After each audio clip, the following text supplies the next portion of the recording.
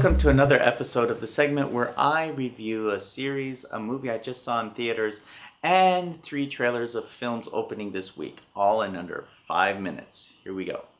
So, let's get started with a series I am totally enthralled in and I love to death. Game of Thrones.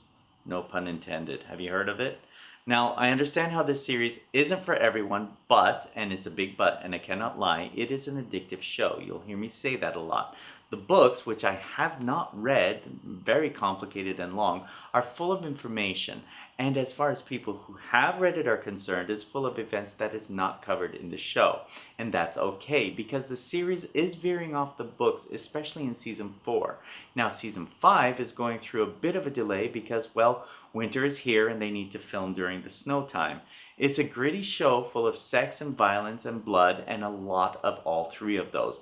It's good and shocking, and just when something happens that pisses you off and you swear you're done with the show and you're never gonna watch it again, you come back for more. Why? Because you are addicted. For those who haven't seen it, see it. Season 1 or 2 are awesome. Season 3 may seem slow and boring, but it sets up everything for season 4, and it is a doozy. I highly recommend it, and just for those who get attached to characters, try not to, because most likely they will die. But you will come back for more. Trust me, watch it, period. That's all I have to say. You don't want to be left in the dark now, do you? On to movies of the week. This week's suggestion is Bad Moms. This movie does not get the praise it deserves. It's a fun, all-female cast of funny ladies that proves it doesn't have to be slapstick, tongue-in-cheek, bridesmaid, cookie-cut style female comedy. It works, and it proves an all-female cast can do it and do it well. Unfortunately, I really wish the new Ghostbusters movie was this smart. Bad Moms has heart, and that's what I like most about it. And if you haven't seen it, give it a try. It was a lot better than I expected. Moving on to trailers. Trailers of movies opening this week, September 30th. Summer blockbusters are pretty much over with, so I'm going to start with something that kind of looks like a summer blockbuster, and that's Deepwater Horizon.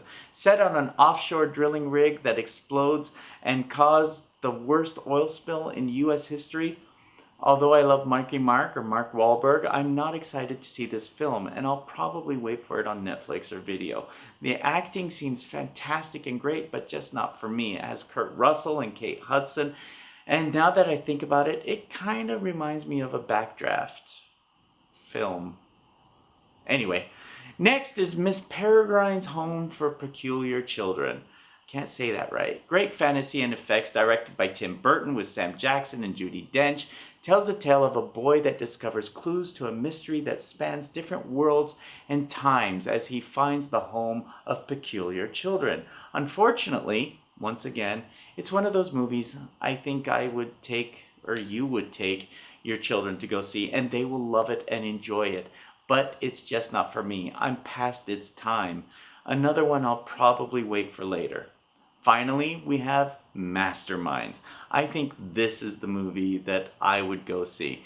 It's silly enough to watch Galifianakis do what he does best. Make me shake my head in disbelief that anybody can be that stupid and that might have actually happened. And I think it really did.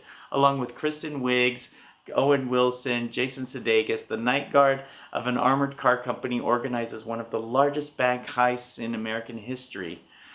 Yeah, watching dumb people pull off stuff like this makes me feel so much better about myself.